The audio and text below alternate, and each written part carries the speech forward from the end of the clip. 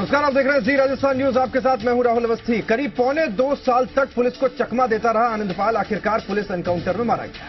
याद कीजिए, पिछले 21 महीने राजस्थान पुलिस के लिए और गृहमंत्री से अगर कोई सवाल पूछा जाता रहा तो वो यही था कि आखिर आनंदपाल है कहां। कई बार गृहमंत्री का मजाक भी उड़ाया गया। राजस्थान पुलिस से जब जब सवाल पूछा गया तो पुलिस भी बगले झांकती थी। किसी को कुछ पता नहीं था कि आनंदपाल कहां है। कोई कहता था कि विदेश भाग गया, किसी ने बोला कि भाई प्लास्टिक सर्जरी करा ली है, चेहरा बदल लिया है। यकीन मानिए, राजस्थान के गली मोहल्ले नुक्कड़ चौपाल पर यही सवाल होते थे कि आखिर कहां है आनंदपाल। और बार बार कि यही सवाल राजस्थान पुलिस के इकबाल पर भी सवाल उठाने लगे थे। हद तो तब हो गई जब आनंदपाल को पकड़ने के चक्कर में एक पुलिस के जवान को शहादत देनी पड़ी। आखिरकार 24 तारीख का सूरज ढलते ही चूरू के मालासर में पुलिस ने हर सवाल का जवाब दे दिया। लेकिन जब कोई एनकाउंटर पर सवाल उठाता है तो यह पूछा जाना जरूरी है कि आखिर जिस खूंखार अपराधी के पास 2 AK-47 हो, 100 राउंड गोलियां वो चला चुका हो, उसे बार बार सरेंडर के लिए कहा जाता रहा हो, लेकिन फिर भी वो सरेंडर नहीं करे तो क्या उसे जिंदा पकड़ने के लिए पुलिस अपने जवानों को मरने देगी। आनंदपाल की तरफ से हुई ताबड़तोड़ फायरिंग में पुलिस के 2 जवान भी घायल हुए।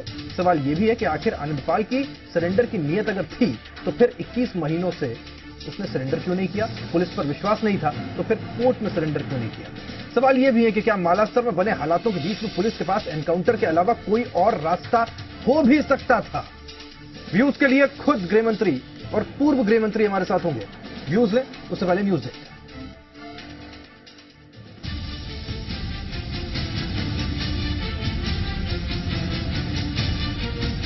करीब 1.5 साल से फरार चल रहा कुख्यात बदमाश आनंदपाल सिंह आखिरकार मारा गया। शनिवार रात करीब 11:25 पर एसओजी ने चूरू के मालासर में मुठभेड़ के दौरान आनंदपाल को मार गिराया। मुठभेड़ के दौरान आनंदपाल और उसके 2 साथियों ने AK-47 और अन्य हथियारों से 100 राउंड फायर किए। इस दौरान आनंदपाल को 6 गोलियां लगी।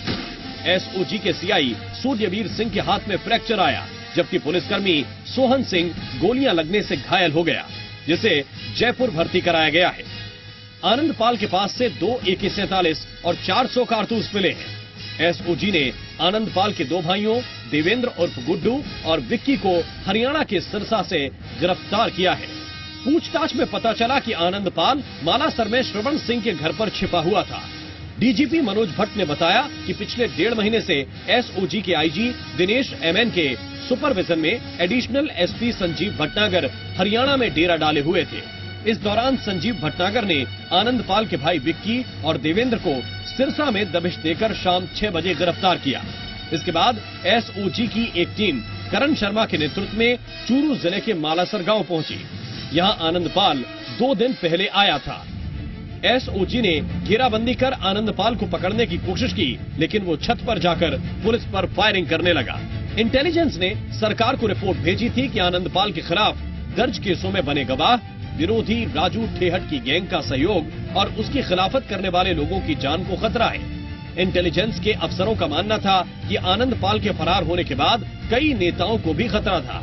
इनमें विधायक हनुमान बेनीवाल, चेतन डूडी, बजरंगलाल फोगड़ी, गोपाल राम प्रकाश, प्रमोद, इंद्रचंद जाट, एडवोकेट रामेश्वर भाकर, चूरू निवासी वीरेंद्र कुमार, सीताराम, राम नारायण रामनिवास, बीकानेर निवासी हनुमान जाखड़, ओम प्रकाश ठेहट, सीकर निवासी हरिराम रणवा, ओम प्रकाश जिगर, दिनेश, मनोज ओला, रामचंद्र और जयपुर निवासी राजाराम मील, गगन शर्मा का नाम शामिल था। इन सभी पर कभी भी आनंदपाल या फिर उसकी गैंग के सदस्य जानलेवा हमला कर सकते थे। आनंदपाल के 5 राज्यों में 12 ठिकाने थे। आनंदपाल लूट, डकैती, गैंगवॉर, हत्या जैसे 24 मामलों में अपराधी था। सुशांत पारिक, जी मीडिया।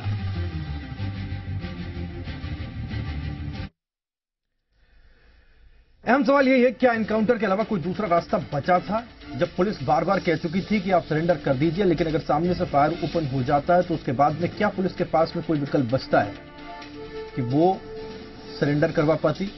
क्या कोई ऐसी परिस्थिति थी 2 जवानों को गोली लगने के बाद में कि पुलिस सरेंडर करवा पाती। क्या AK-47 के सामने पुलिस सरेंडर करवा सकती थी। व्यूज लेना बहुत ज्यादा जरूरी है। तमाम खास मेहमान हमारे साथ हैं। वीरेंद्र बेनीवाल साहब, पूर्व गृह मंत्री राजस्थान के हमारे साथ जुड़े रहेंगे। बेनीवाल सर, आपका बहुत स्वागत है। गृह मंत्री गुलाब चंद कटारिया साहब हमारे साथ जुड़े रहेंगे। गुलाब जी भाई साहब, आपका स्वागत है, उदयपुर से हमारे साथ हैं। हमारे साथ ओम सैनी जी, वरिष्ठ पत्रकार, जयपुर से जुड़े रहेंगे। सैनी सर, आपका स्वागत है। सबसे पहले मैं कटारिया भाई साहब आपके पास में आ रहा हूं। गुलाब जी भाई साहब, लोग कह रहे हैं कि सरेंडर करवाया जा सकता था, और अगर सरेंडर करवाया जा सकता था तो फिर क्यों नहीं करवाया? देखो, सरेंडर करने के लिए जब पूरा घेरा डाल दिया और घेरा डालने के बाद उनकी महिलाओं ने रास्ता रोक के खड़ी रही, तब भी बराबर हम आग्रह करते रहे कि आप चारों ओर से घिर गए हो, पुलिस चारों तरफ से इस मकान को घेरे हुए, अच्छा ये हो कि आप अपने आप को सरेंडर कर दो, जिसके कारण से हमें किसी आगे की कार्रवाई की आवश्यकता ही नहीं हो। सारा करने के बाद भी जब नहीं है और जब उन्होंने रास्ता रोका तो फिर महिलाओं को एक तरफ करके हमारी जो फोर्स थी वो ऊपर बढ़ी। वो ऊपर छत के ऊपर, मतलब ऊपर की मंजिल में था, पुलिस नीचे की मंजिल में थी, और उसने जब AK-47 से गोलियां बरसाना शुरू किया तो फिर उसके बाद तो पुलिस के पास और कोई रास्ता बचा ही नहीं था। फिर भी प्रयत्न किया था, बार बार चिल्ला चिल्ला के कह रहे थे तुम सरेंडर कर दो अपने को, जिसके कारण से किसी प्रकार की जनहानि नहीं हो।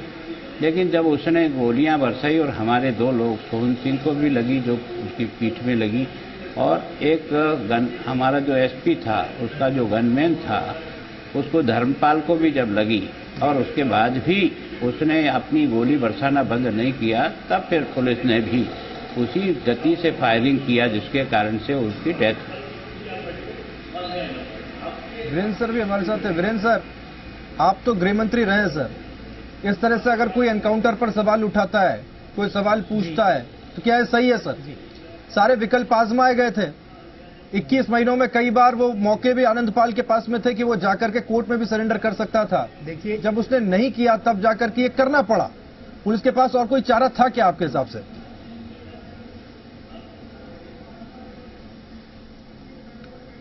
मैं सबसे पहले तो ये कहना चाहता हूं, क्योंकि ये विषय बहुत लंबे समय से चल रहा था, आज इसका एक अंत हुआ, लेकिन उस अंत होने के साथ में जो प्रश्न खड़े होते हैं, 2 घंटे के समय में एनकाउंटर पूर्ण हो गया।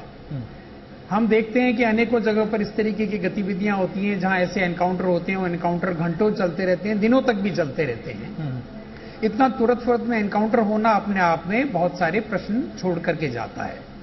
दूसरा, मैं कहना चाहता हूं कि माननीय मंत्री जी ने अपने पिछले कार्यकाल में भी और इस कार्यकाल में भी जहां कहीं पे भी ऐसे कुछ आपराधिक तत्वों की बात आई तो एनकाउंटर जरूर एक शब्द साथ में निकल करके आया। तो माननीय मंत्री जी को कोई भी इस प्रकार का अपराधी है, जिस अपराधी को पकड़ने के अंदर पुलिस अपने प्रयास कर रही है, तो उसके साथ जो बहुत सारे उस दौरान जो प्रश्न खड़े होते हैं, उनका निपटारा करने के लिए एक एनकाउंटर बड़ा अच्छा शब्द लग रहा है, ऐसा भी प्रतीत होता है।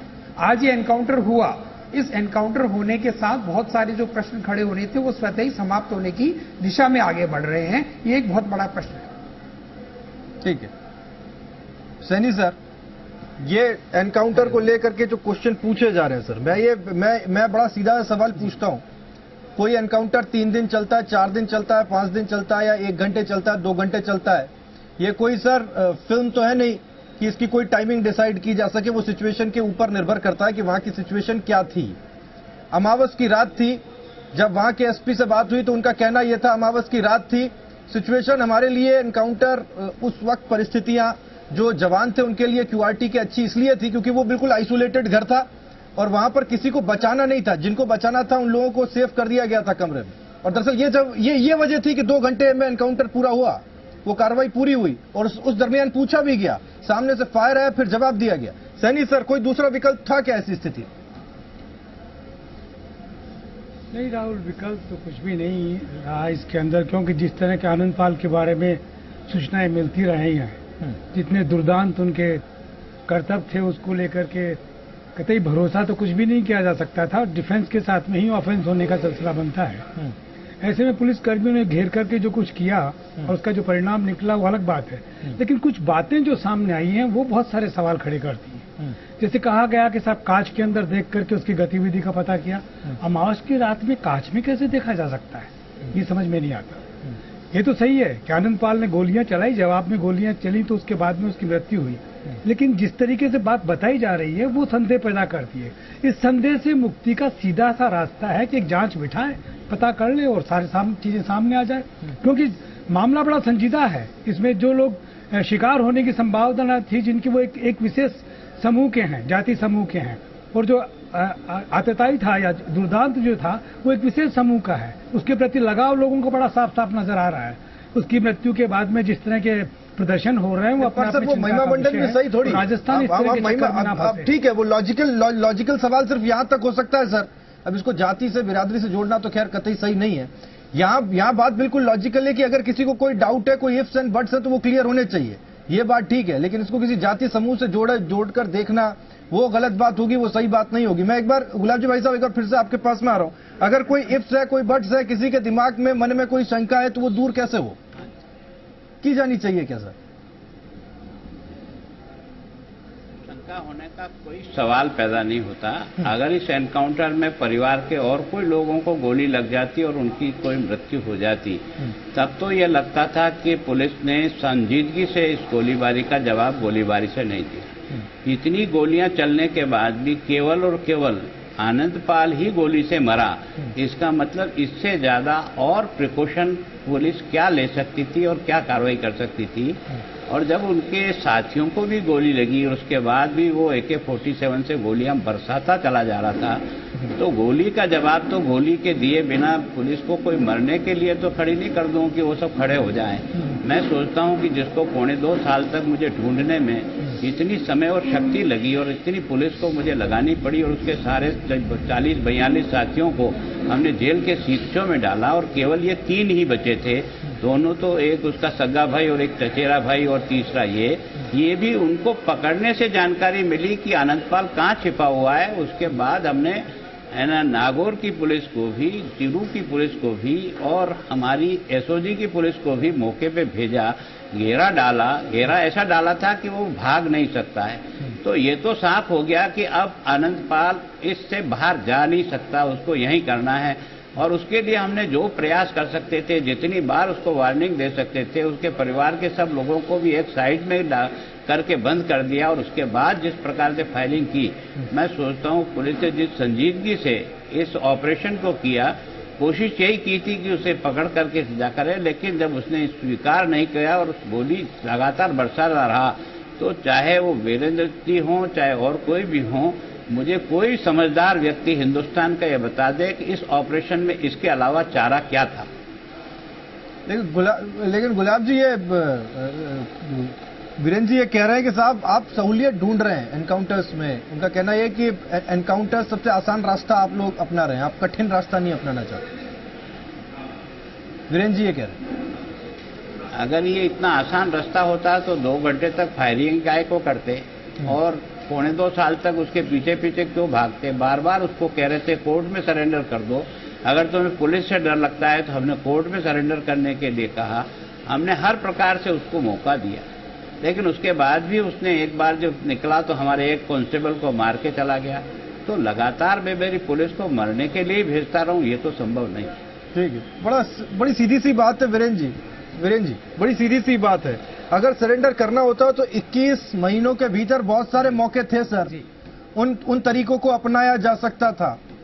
छवि कोई ऐसी तो थी नहीं सर जिसका महिमा मंडन किया जा सके।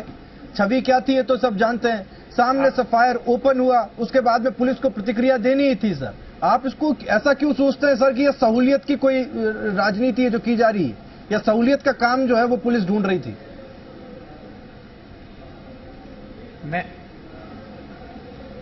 मैं आपको एक ये निवेदन करना चाहता हूं सर कि मैं आनंदपाल सिंह की हिमायत के शब्द नहीं बोलते हुए ये कहना चाहता हूं कि जो व्यक्ति जब फरार हुआ, फरार होने की जब उसने हिम्मत जुटाई तो वो सरेंडर करने की सोच तो उस ऊपर निकल ही चुका था। जब माननीय मंत्री जी फरमा रहे हैं कि उनकी इतनी मजबूत घेराबंदी थी कि उस घेराबंदी से वो बाहर नहीं निकल सकता था, तो क्यों नहीं हमने ऐसा प्रयास किया कि हम ऐसे व्यक्ति को जीवित पकड़ें और जीवित पकड़ करके हम उन राज को भी उगलवाने का प्रयास करें कि इनके भागने और इनकी फरारी के पीछे अनेकों हैं जो मंत्रियों तक पर भी आरोप लगते रहे हैं। वो बात भी खुलासा होकर के आती कि कौन सी ऐसी ताकतें हैं जो इनको सपोर्ट करती रही हैं, जिससे हम आने वाले समय में राज्य में और ऐसे आपराधिक तत्वों पर बहुत अंकुश लगा सके। इस मंशा के साथ में ये प्रश्न जो मैं आज आपके इस न्यूज चैनल के माध्यम से माननीय मंत्री जी से करना चाह रहा हूं, और राज्य की जनता का मन भी है, कोई जानना चाहती है कि ऐसा तुरंत फुरत में ऐसा जो हुआ, इसके पीछे जो प्रश्न है, उन प्रश्नों का जवाब देने के लिए क्या माननीय मंत्री जी पारदर्शिता को अपनाते हुए कोई और जांच करवाए जाने की दिशा में अपना कदम उठा करके इस स्थिति को स्पष्ट करना चाहेंगे, जिससे जनता को और इसकी जो विषय और जो खड़े हो रहे हैं उनकी जानकारी आ पाए। गुलाब जी कुछ क्लियर करना चाहेंगे आप वीरेंद्र जी का सवाल?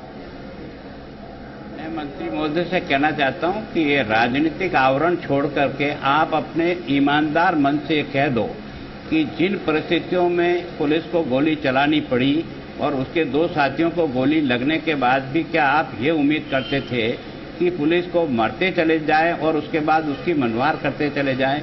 ये आप ठीक समझते हो क्या? एज ए गृह मंत्री रहे हो आप ये बता दो, ये पोजीशन आपके सामने होती तो ईमानदारी से अपने दिल पर हाथ रख के कह दो कि उस समय आप अपनी पुलिस को क्या कहते?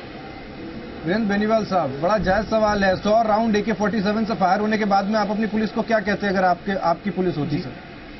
आपने क्या कहा होता कि नहीं रुको?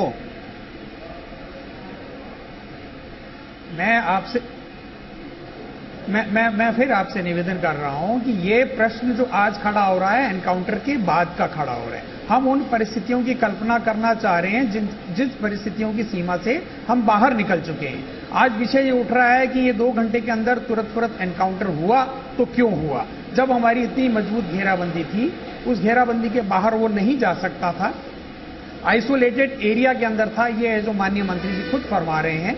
तो क्यों ऐसा हुआ, ये एक प्रश्न है, जिस प्रश्न का जवाब माननीय मंत्री जी को, क्योंकि वो जिम्मेवारी के पद पर हैं, ये उन्हीं को देना होगा। और ये वीरेंद्र जी एक मौका, अगर मजबूत घेराबंदी थी चाहे कुछ भी थी, वीरेंद्र जी चाहे मजबूत घेराबंदी थी कुछ भी थी, पर कोई चांस थोड़ी दिया जा सकता था कि उसको कोई मैं आपको उत्तर देता हूँ, मैं आपको उत्तर देता हूँ, मैं आपको उत्तर दे रहा हूँ कि पुलिस नीचे थी और उसने ऊपर जाकर के अपनी पोजीशन लेकर के पुलिस पर फायरिंग करते रहे। मैं आपको वीरेंद्र बेनीवाल जी को मेरे घर के नीचे खड़ा कर देता हूं बंदूक लेके और मैं ऊपर खड़ा रहकर गोली चलाऊं। बताओ आप वीरेंद्र जी किस बुद्धिमानी से उसका जवाब दे सकते हो, वो मुझे बता दो। वीरेंद्र जी,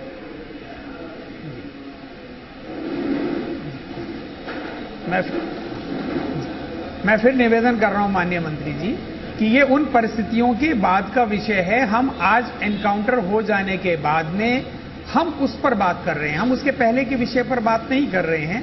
आज ये एनकाउंटर हुआ, उस एनकाउंटर के साथ, क्योंकि ये शख्स जो मारा गया दुर्दांत अपराधी था, इसके साथ में बहुत से राजनेता हैं जिन्होंने इनको अपना प्रश्रय दे रखा था, उनके वरद हस्त के नीचे इनकी गतिविधियां चल रही थी। उन प्रश्नों का अंत किए जाने का सिलसिला यहां पर चलाया गया।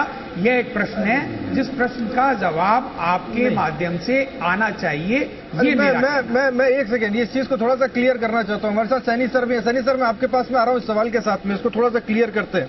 जब सामने से 100 राउंड गोलियां चल रही हो सर, तब पुलिस क्या ये सोचे कि आनंदपाल के मन में कितने राज हैं ये पहले पता लगाते हैं, फिर हम गोली चलाएंगे? नहीं राहुल, ये तो संभव नहीं है। ये लॉजिकल है क्या? ये लॉजिकल है क्या? वो 100 गोलियां चला रहा है सामने से, 2 कैजुअलिटी हो चुकी है, वो तो ईश्वर की दया से बच गए, अभी रिकवर कर रहे हैं जाबाज जवान। लेकिन मान लो कुछ भी हो सकता था सर। ये तो बिल्कुल AK-47 थी, 2 थी, वो भी एक नहीं 2। ये तो बिल्कुल ये संभव ही नहीं है। लेकिन मैं एक बात कहना चाहता हूँ कि कुल मिलाकर के मैं भी आपसे यही कह रहा हूं सर, वो एक संकट पैदा कर रही है। मेरा ख्याल है कि हमारे गृह मंत्री को ये देखना चाहिए कि ये सारी चीजें जिस तरीके से पेश की गई हैं उसमें अपने आप में एक कई सारी बातें पैदा होती हैं। ठीक से अगर बात कही जाती, जैसे कि आप पेश कर रहे हैं अभी, हमारे गृह मंत्री जिस तरीके से पेश कर रहे हैं, कोई संकट का सिलसिला ही नहीं है, कोई विरोधाभास नजर नहीं आ रहा। लेकिन वैसे जो आज अखबारों में छपा है उससे कई बातें हैं जिससे लेकर के सवाल खड़े होते हैं। ऐसी स्थिति में उनका जवाब होना चाहिए और मेरा ख्याल है कि किसी अच्छे पुलिस अफसर को ये सब बातें कहनी चाहिए थी, तो कोई संकट होता नहीं। और जैसे मैं ये कह रहा हूँ कि कांच का सिलसिला है, वो क्या मतलब है? रात को 11:25 पे अमावस की रात में घेराबंदी करके खड़े हुए हैं, कैसे खड़े हुए हैं? वो शायद मेरा ख्याल है कुछ ठीक से रखा नहीं गया है। बाकी उसका एनकाउंटर होना था और उसके साथ में क्या ताल्लुकात रहे हैं, अभी रात धीरे धीरे खुलेंगे। एसपी इनको लेकर चूरू ने कोई चिंता की बात नहीं है। वक्त प्रेस कॉन्फ्रेंस की, डीजीपी साहब ने प्रेस कॉन्फ्रेंस की, क्या वो काफी नहीं थी? सैनी सर, गृह मंत्री जी ने सुबह ब्रीफ कर दिया था मीडिया को। मेरे को ऐसा लग रहा है कि जैसा अखबारों में छपा है, जैसा अखबारों में छपा है वो अपने आप में बड़ा फिर से पढ़ें तो पता लगेगा। मेरा ख्याल गृह मंत्री जी पढ़ेंगे तब पता लग जाएगा कि कैसे चीजों को रखा गया है। उससे कई सारे सवाल पैदा होते हैं, तो सुलझे हुए सवाल जवाब सामने आ जाएंगे तो बात खत्म हो जाती है। कुल मिलाकर के इससे दूसरा जो सीन बन रहा है उसको रोका जाना चाहिए, मैं ये कहना चाहता हूँ। ठीक है, गुलाब जी भाई साहब, आप इसमें कुछ कहना चाहिए? कुछ चाहते हो और बिल्कुल क्रिस्टल क्लियर कहानी पूरी की पूरी बताइए। ये सब चाहते हैं, ये कह रहे हैं सनी सर। तो क्या है कि हमने ये सितंबर 15 से जब भाग के गया था, उसके बाद हमने लगातार अपनी सारी फोर्स लगा रखी है और इसके और राजू ठेठ के गैंग के जितने लोग थे लगभग 42 लोगों को हमने जेल में डाल दिया। केवल और केवल ये 3 लोग बचे थे जिनके पीछे भी हमारी पुलिस बड़े लंबे समय तक जो भी उनके पास इंस्ट्रूमेंट है उनसे वो ट्रैकिंग कर रहे थे।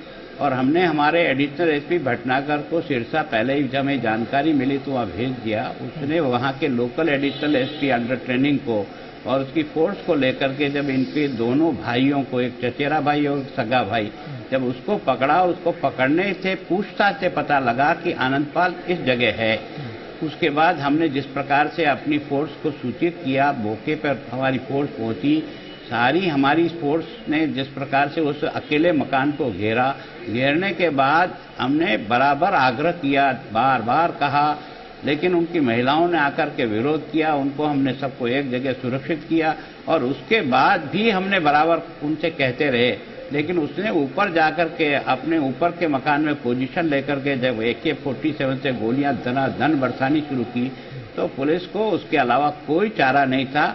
चाहे वीरेंद्र बेनीवाल जी हों, चाहे ओम प्रकाश जी हों, मौके पर अगर वही होते और उनके हाथ में भी अगर AK-40 में देके खड़ा कर देता तो वो उनको भी यही करना पड़ता जो मेरी पुलिस ने किया। बेनीवाल साहब, जो पुलिस को करना था सर वही किया। जी सर, मेरा ये कहना है राज्य में अपराध खत्म हो, अपराधी का अंत हो, ये हर नागरिक इस बात को चाहता है। लेकिन मैं ये कहना चाहता हूं कि इस सारे जो प्रकरण को निपटाने में जो कार्रवाई की गई ये इतिहास को भी याद कराती है। आज सोहराबुद्दीन जी का नाम भी आज याद किया जाएगा, उस समय क्या हुआ, दारिया का भी नाम याद किया जाएगा और आनंदपाल का भी नाम याद किया जाएगा।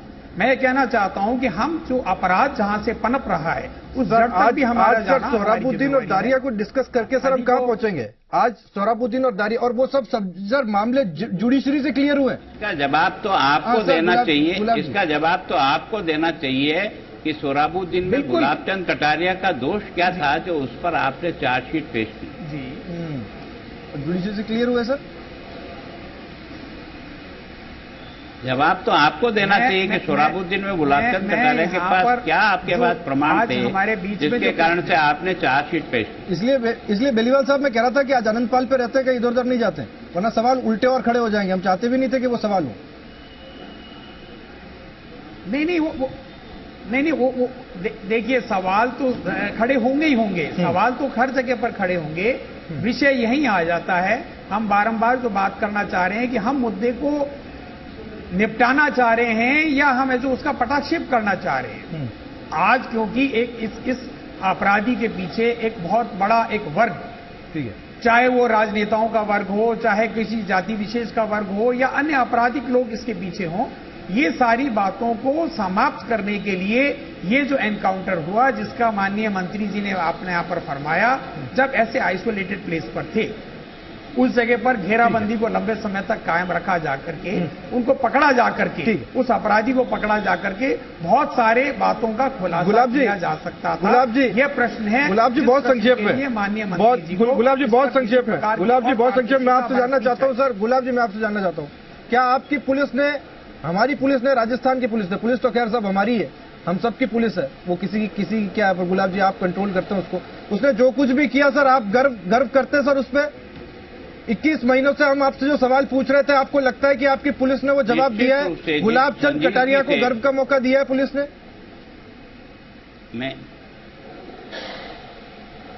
मैं निश्चित रूप से कह सकता हूं कि पुलिस ने बहुत बुद्धिमानी से, बहुत होशियारी से, बिना किसी प्रकार की दूसरी जनहानि हुए इस एनकाउंटर में पकड़ने के प्रयास में, जो उसको एनकाउंटर में मारना पड़ा या वो मरा और उसकी गोलियों का जवाब फिर मजबूरी में गोली से देना पड़ा, इससे ज्यादा समझदारी सा और कोई केस नहीं हो सकता है। इतनी गोलियां और इतने लोगों के द्वारा फायरिंग होने के बाद परिवार के एक व्यक्ति भी इंजर्ड न होना, ये इस बात को बताता है कि पुलिस ने बहुत संजीदगी से, बहुत ही ढंग से इस ऑपरेशन को किया।